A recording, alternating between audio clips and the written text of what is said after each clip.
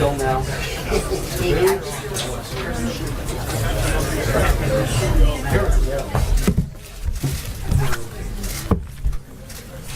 Hey, good morning, everyone. Or it's technically afternoon, I guess. Sorry to move it up and screw up the schedule a little, but we've got a couple events this afternoon, so I've got to get through this, get some questions, and then got to move on. But we've got two more on-camera briefings the rest of the week. So this morning, the president just wrapped up, or is continuing to. I know some of the pool just left, but the president is currently hosting an opioid and drug abuse listening session with senior administration officials, governors, experts in the psychology of drug addiction, recovery awareness advocates, and others who've been affected by the opioid crisis. Drug abuse has crippled communities across this nation. In 2015, more than 52,000 Americans, that's 144 people a day, died from a drug overdose, with 63% involving an opioid, according to the CDC. Drug overdoses are now the leading cause of accidental death in our country. As the president discussed with the group this morning, we won't be able to address this epidemic with a single solution. First, we must get struggling Americans the help that they need. Too many families have seen firsthand the destruction that drug abuse can bring, and we must also focus prevention on law and enforcement. Cheap heroin is flooding into our communities as drug cartels expand into the country, setting off a chain reaction of addiction that spreads from person to person and from family to family. President Trump has already taken executive action to strengthen law enforcement and dismantle criminal cartels. He and his team will continue to discuss how best to root out this threat to American communities with drug enforcement experts as we continue this fight. Stopping this epidemic is an issue that every American, regardless of your political background, can and must get behind. We must work together, from the leaders of the most local and community recovery and support programs, all the way to the White House, to solve this problem. The White House took a big first step this morning in our battle to combat drug addiction and the opioid crisis by meeting with these individuals, which included New Jersey Governor Chris Christie, who has been a leader in this issue, Attorney General Sessions, Education Secretary DeVos, Veterans Administration Secretary Shulkin, Homeland Security Secretary Kelly, and others were in attendance. A full list of participants has been provided. I will say, I know the pool was just in there. It is some of the stories from some of the individuals who have been involved in this with a family member are unbelievably compelling. Their desire to see and to work with the administration to get this problem addressed is one that is plaguing communities, and I know the president places it at the highest priority. There was a mention by the acting administrator of the DEA that they have a program where twice a year they gather unwanted drugs.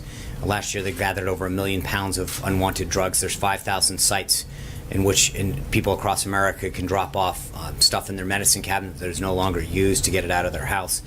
The next drop-off will be on April 29th, and I think the DEA will be putting out more information. But when you see some of the action that was taking place in this report, it is truly a call to arms for a crisis that is plaguing our country.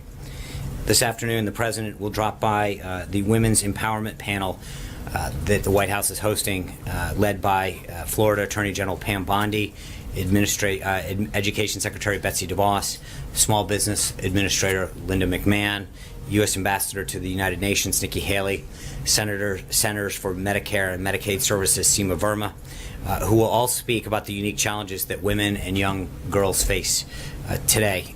Vice President Pence and the First Lady will also be in attendance. The President is proud that his administration is full of so many female leaders, from who will be on stage this afternoon to those so that their incredible work doesn't always make headlines, but it's certainly felt across the federal government and across our nation. Women's History Month is coming to an end, but the Trump administration is committed to empowering women in the workplace.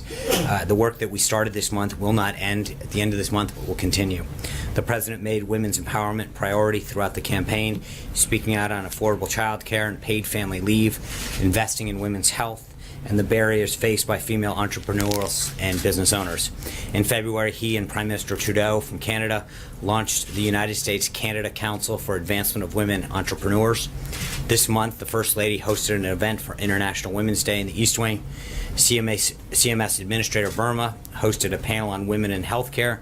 His daughter Ivanka held a roundtable with women business owners with SBA Administrator McMahon, as well as other roundtable with Latina business owners.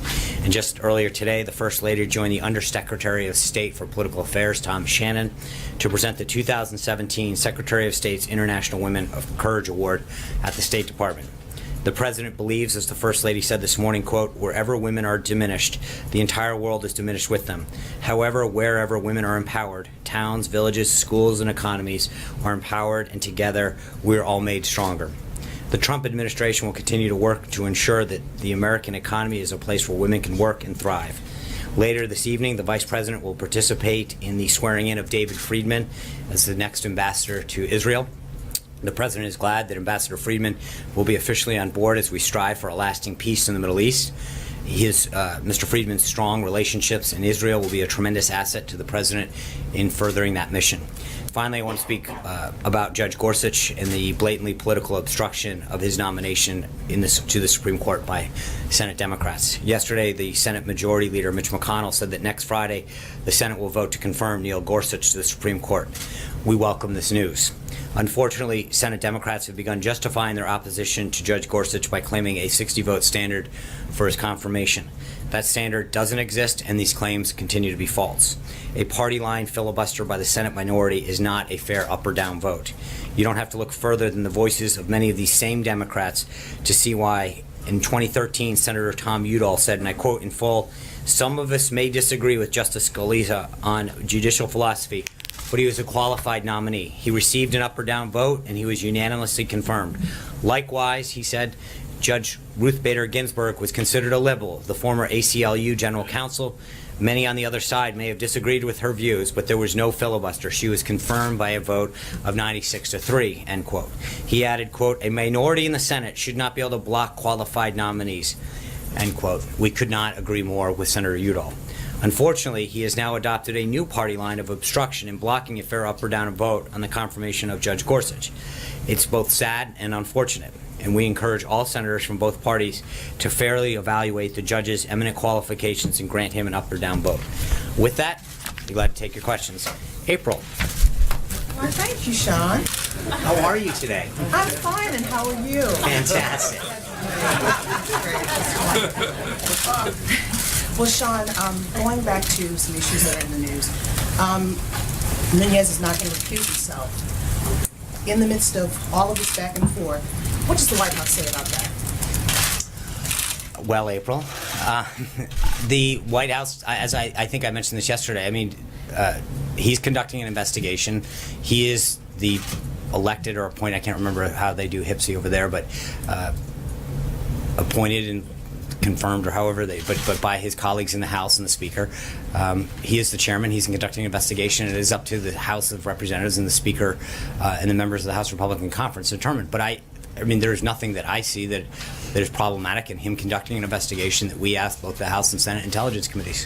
What are the conversations the President is having with Paul Ryan about this? Because many, to include Dems and Republicans, are talking about what looks like impropriety in the Int'l chief's handling of this so far, particularly as there's not a hearing right now. Well, I would take issue with I think you're right that there may appear to be certain things, but I don't think there's any actual proof or sustaining allegation about anything that's done. Again, I mentioned this yesterday. If you look at what Chairman Nunez has done, he has met with people who are cleared to discuss classified information regarding a review that he is conducting.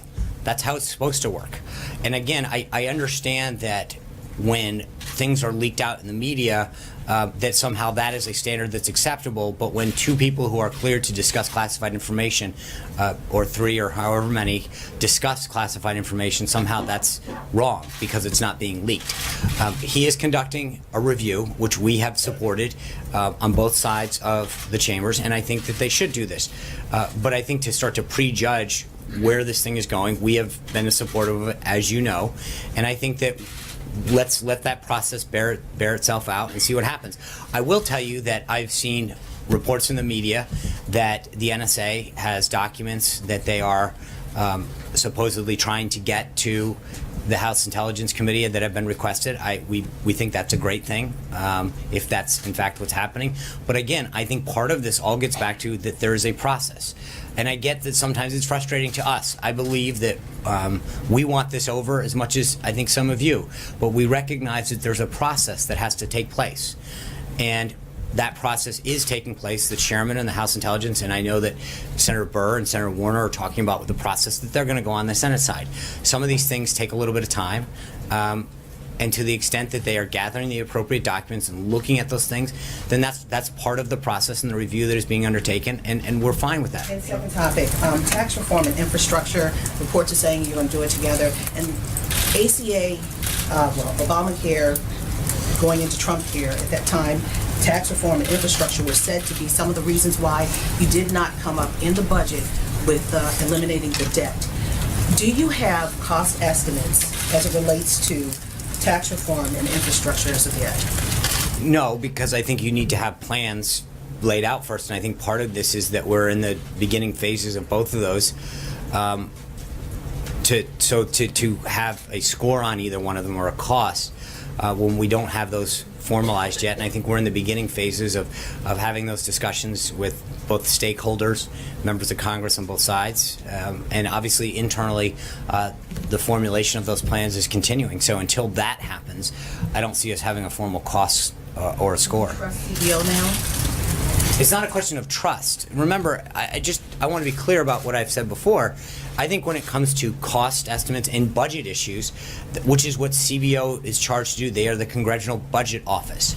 And while I think sometimes they're a little off on that, that is what they're charged with doing. And I think there's a score where I think it's not a question of trust, it's a question of accuracy. And I think that the issue that we previously brought up was when they had scored people and coverage, which isn't necessarily their wheelhouse. They had been way off. And again, I don't think it's a question of us trusting or not. It's literally a question of saying they believed that 26 million people would be on Obamacare, 10.4 were and falling.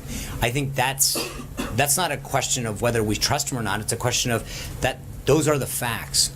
And those facts bear out that they were off by more than 50% when it came to counting people. And I just want to be clear that it's not a question of whether we trust them. I would ask whether that's really what they're supposed to be doing.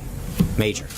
Sean, let's go over a couple of things that we talked about on Monday. On Monday, you said to us from the podium you would look into how Chairman Nunes was cleared here and with whom he met. Can you give us, and we tried to ask you that yesterday as you walked out, do you have any information to live up to the commitment you made here on Monday to provide more details about how that happened in a process you just told us that, again, is above board and totally appropriate? I don't have anything for you on that at this time. But again, I don't. What are you looking into? I have asked some preliminary questions. I have not gotten answers yet, and I think there's so no, I don't have anything further on that. But again, I would argue, Major, it's interesting, and I brought this up the other day, that there seems to be this fascination with the process. It's how did he get here? What door did he enter? As opposed to what's the substance of what we're finding. When I get, not from you, and I'm not trying to be, but it's so many times I get these calls that we have an unnamed intel source that says the following substance occurred. Do you admit it? Do you deny it? Whatever. And we have this argument over substance. In this case, the fascination is with what door did he come in, who did he meet with, how did he get waved in, as opposed to what I think it should be, and ironically it's not when it's the shoes on the other foot, is what's the substance. Just yesterday, just to be clear, we started this day with the Washington Post falsely posting a story saying the White House blocked Sally Yates. Right? By the end of the day, it's officials blocked Sally Yates. They were wrong. And they jumped to a conclusion based on whatever unnamed sources. And I think that what we're trying to do is argue that there should be a process. The chairman of the House Intelligence Committee and others are going through a review. We support that review. And so as much as I understand that everyone wants to jump to how did everyone get in, what did they do, they're undergoing an investigation. I have a substantive question about that. Okay. But I'm just asking you about something you told us. No, I said I would look into it. Are you going to continue to look into it? I will look into it, and whether or not You live up to that obligation. I will. But the obligation is I said I would look into it, and I would continue to do that. Okay. So, you said yesterday about Sally H., show what you know. Well, one of the reasons that there's this question about Chairman Nunes is he hasn't told his own committee members what he knows, how he learned about it, and what the substantive importance of that is.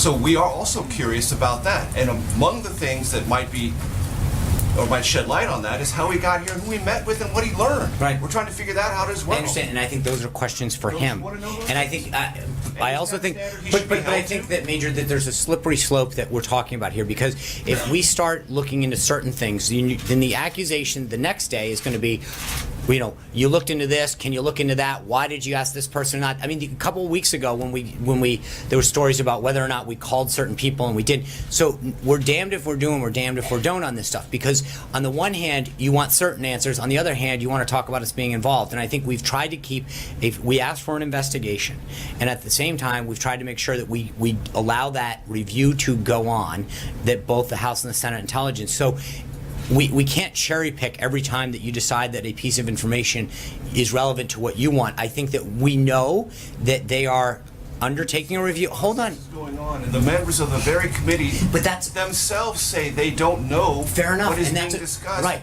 How is the process going forward? How is that a workable process? Okay, but what I'm saying is, the answer to that question is, that's a question for Chairman Nunes. I don't have any authority over how the House Intelligence Committee conducts itself. That's a question. You have authority about whether he gets into this building and can review secured information on this site. But how he conducts himself with his members, when and where he shares things, etc., are issues for him and the committee and the House of Representatives, not for us. That's it, plain and simple. John. Sean, we know that members of the House Freedom Caucus, the Tuesday Group, Republican Study Group, are up on the Hill trying to see if they could come to some sort of an agreement to find a way forward on health care. How real does the White House think this possibility of resurrecting health care is? Well, I think the president from the early days of his campaign talked about repealing and replacing. It's a commitment that he made. I think he'd like to get it done. But he also understands, and I don't want to be, I want to be completely consistent with two things. One is he understands that in order to get to 216, we have to make sure that it does what he said it was going to do, that it achieves those goals of lowering costs and creating more options. And so we're not going to create a deal for the sake of creating a deal that ends up being not in the best interest of the American people. You've got to know when to walk away from a deal that is going to end up bad. And he wants to have a good deal. And so the deal that he's looking for is willing to have members come and talk to him and engage with on this whole area and figure out what it would take, what their ideas are to get there to grow that vote. And if they can do that and get to an area where we will have a majority of the House and can move it to the Senate, then we're going to engage in that. But we've seen members of both sides of the aisle engage with the White House on ways that are potentially ways to get there. And so it's a conversation, and we're not trying to jam that down anyone's throat right now. It's an ongoing discussion. Does the White House share the frustration of many Republicans in Capitol Hill and the sentiments that the House Freedom Caucus, quote, botched this? I think the president's comments on this speak for themselves. I just have one more. Of course. And on the same thing.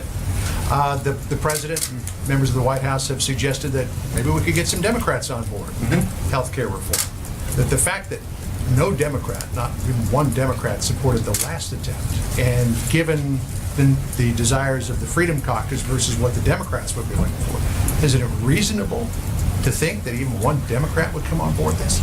No. I mean, I think it is not unreasonable to. No, I said, is it reasonable? I think it depends on how they want to get there. I mean, again, there's a balancing act. It's not about just picking up one. It's picking up enough to get to 216, and it's what does that take without compromising the principles that you want to achieve.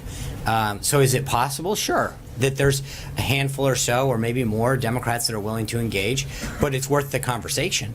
But again, isn't this kind of a Boehner tactic to say, okay, if you're not going to work with us, House Freedom Caucus, we're going to go to the Democrats? No, it's a tactic to get to. I mean, it's a math tactic. It's how do you get to 216 in this case, and it's engaged with whoever will get you to that number. Now, as I mentioned yesterday, I mean, over the course of 17 months, ObamaCare, failed and started multiple times.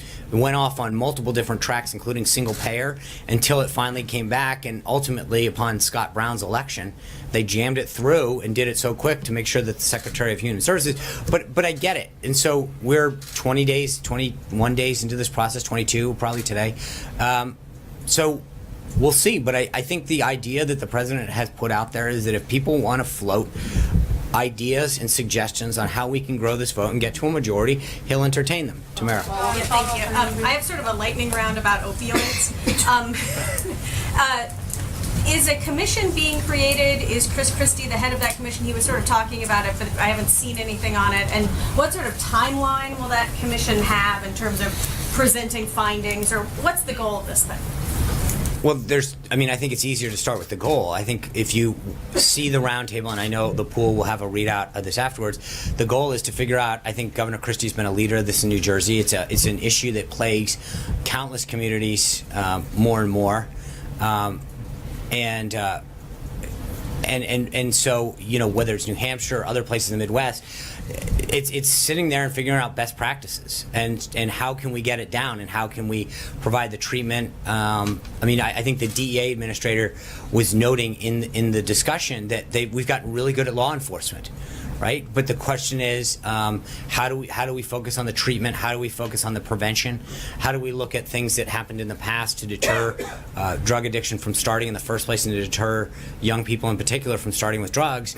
To now, how do we help families cope with this? There's a lot of it, and I think today is the first step of bringing some of these stakeholders together.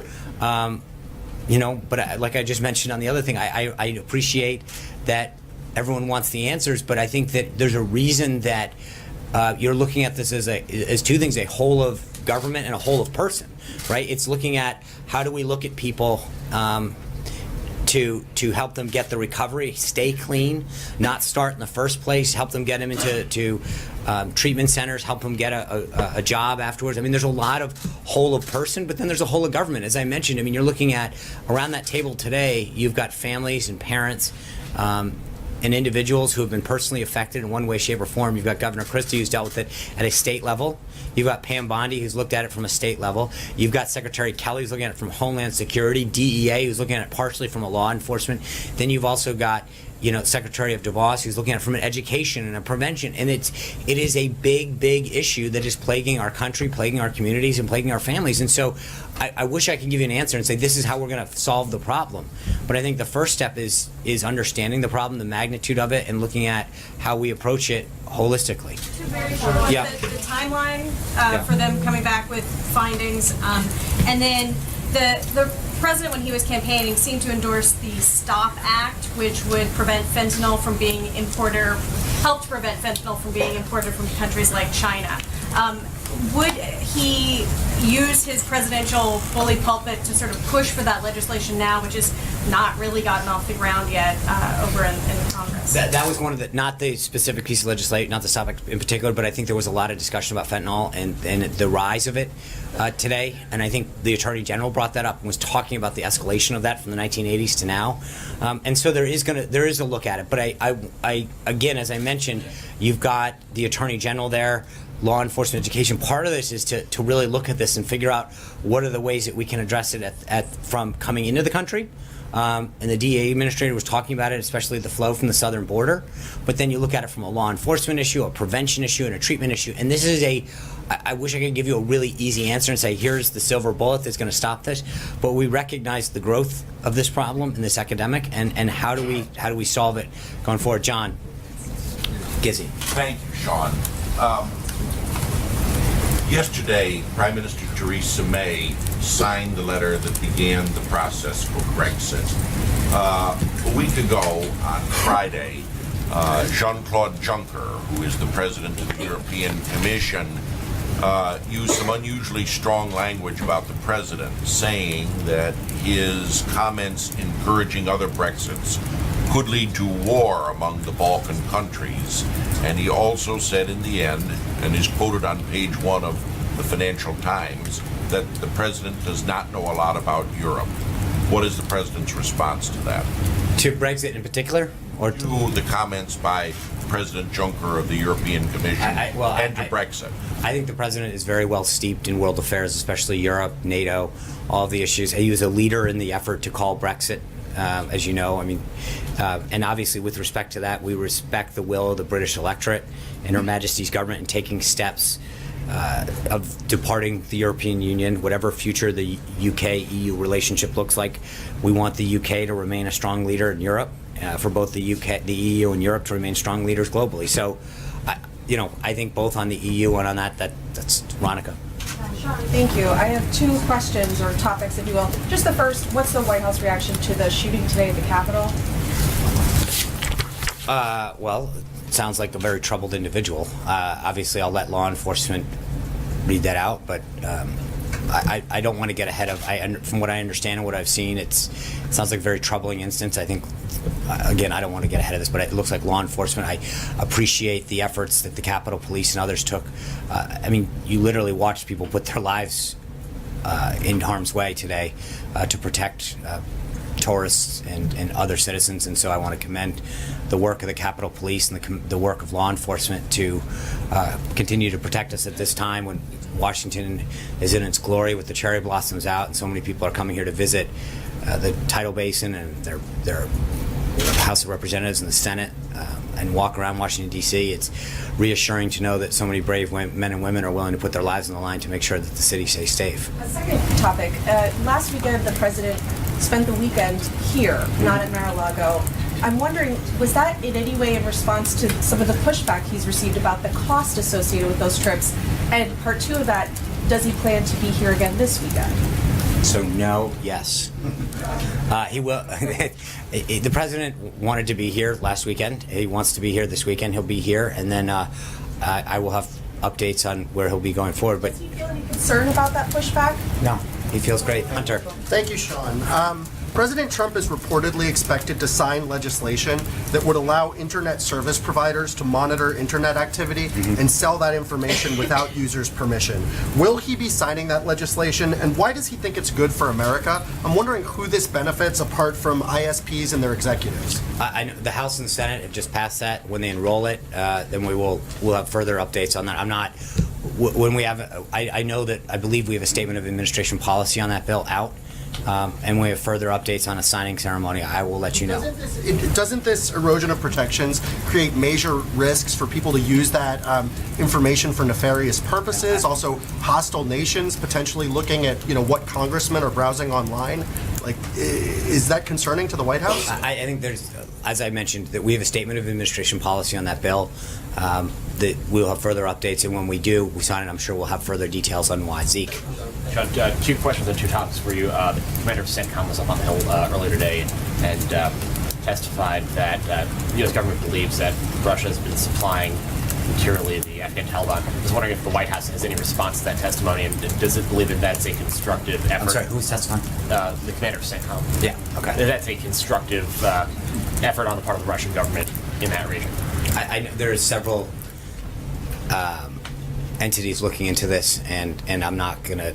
I will say that DOD's response speaks for itself. We understand the intelligence on this. The president's been briefed on it, so I'm not really sure what specifically you're not condemning that action on the part of the Russian government right now. I think the commander, the CENTCOM commander's testimony speaks for itself on that. Second topic for you. About a month from now, the government will run out of money to acquire another CR, as I'm sure you're aware. The president talked a lot about the campaign and in his budget request, funding for a border wall on the southern border with Mexico. Is that a deal breaker for the president in any sort of government funding measure in the next month or so? So on April 29th, the CR expires, the continuing resolution, and we are going to be working with Congress on that, on the FY17 budget that needs to go forward. I know Director Mulvaney has talked about that. I'm not going to get into the specific details. I know that if you saw the budget they put out, I think it's $1.6 or $1.7 billion that he's initially put in the FY17 for the beginning of that wall, and there's 2.6 billion isn't there. I think that is our request. We will continue to work with Congress on how to move forward with the rest of fiscal year 17's budget. Blake? Thanks, Sean. Let me pick up where John left off on health care. The president here last night, speaking to senators, said, quoting here, "I know that we're all going to make a deal on health care that is such an easy one. I have no doubt that it's going to happen very quickly." What is the renewed sense of optimism, and what exactly is very quickly? Well, I think there's a little bit of sound that needs to go with that. I think he was having a little bit of fun with some previous comments that have been made with respect to how easy it would be to get health care. But there is a renewed sense because I think the comments and the calls that the president has gotten, as well as the vice president and other members of the senior team that have come in and said, we believe that there is a path forward. We have some ideas. We'd like to talk to you about that. I know I've seen some of the reports that have been put out regarding some of the individual members of the Senate and the House that have been up here meeting with our team. And I think there's a lot of people who have some ideas about how to move forward. And we're entertaining those. But I think the interesting thing is that despite the setback that we got last Friday, I think there is a renewed willingness from a lot of members who've made commitments to the American people and to their voters that they want to see this done, and they understand that not getting this done means that, as I said, and the president echoed when he went up to the House Republican Conference, that there's going to be a consequence for this.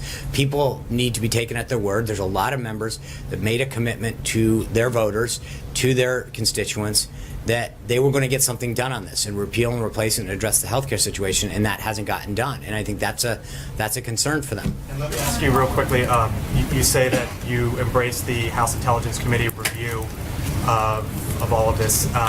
John McCain said earlier today that because of the potential schism within that committee, that there should be a select committee that goes from this.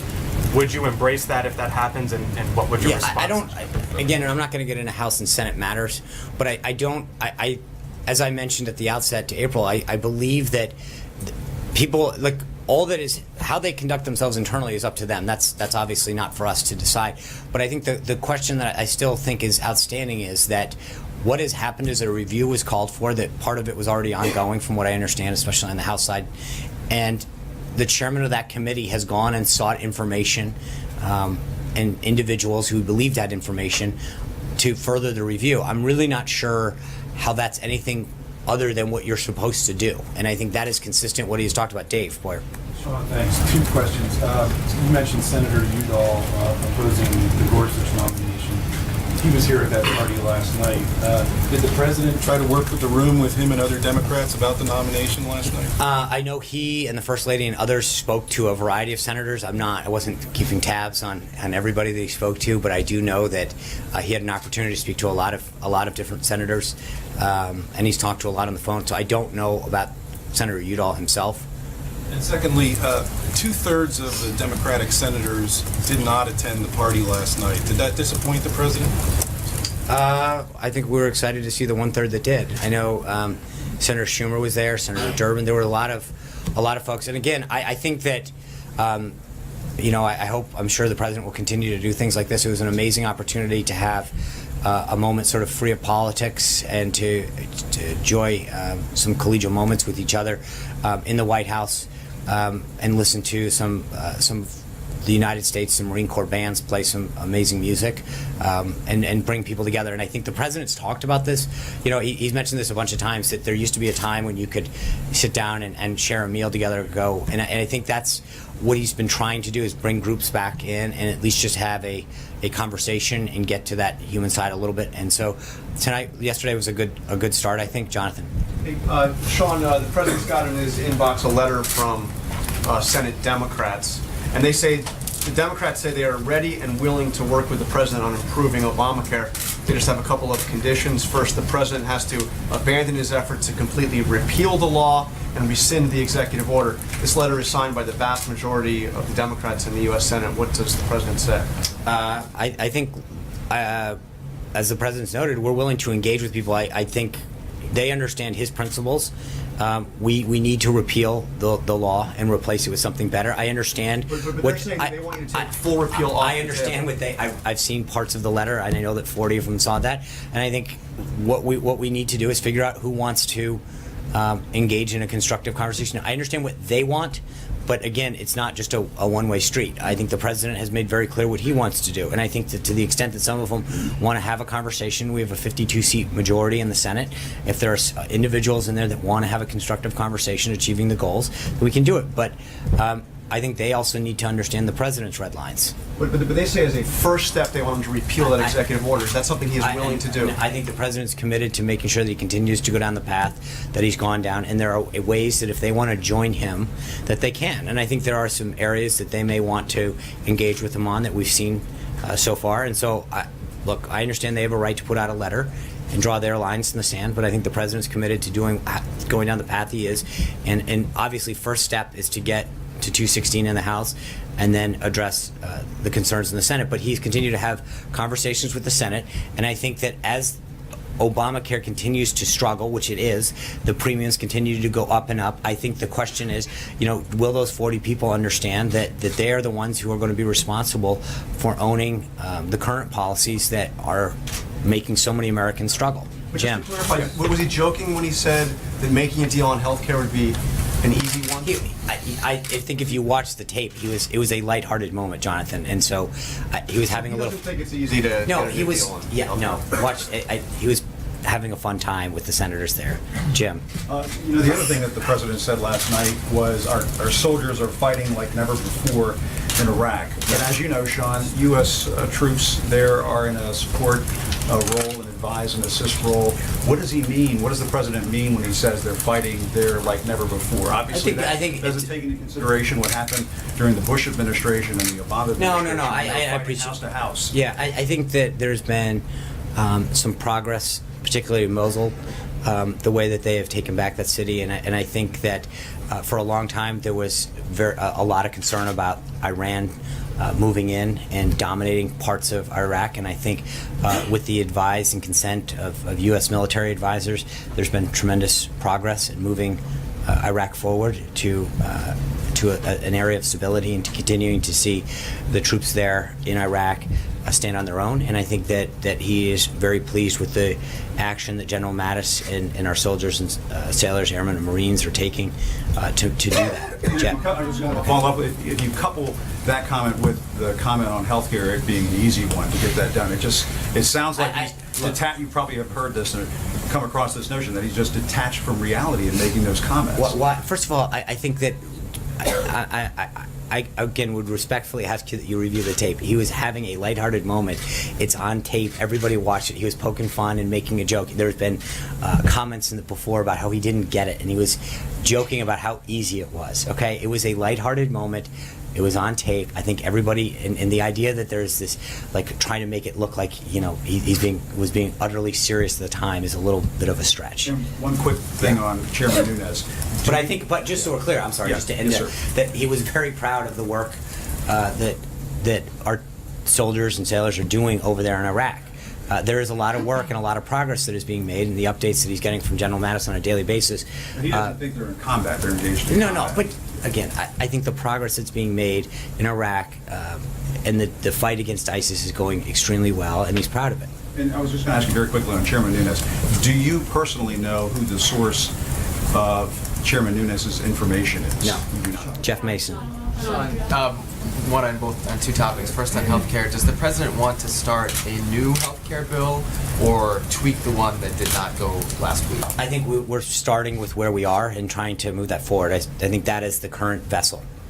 And on a separate topic, the president did not mention the Paris Agreement yesterday when he went to the EPA. Can you update us on his current thinking about that? Does he want the United States to stay in?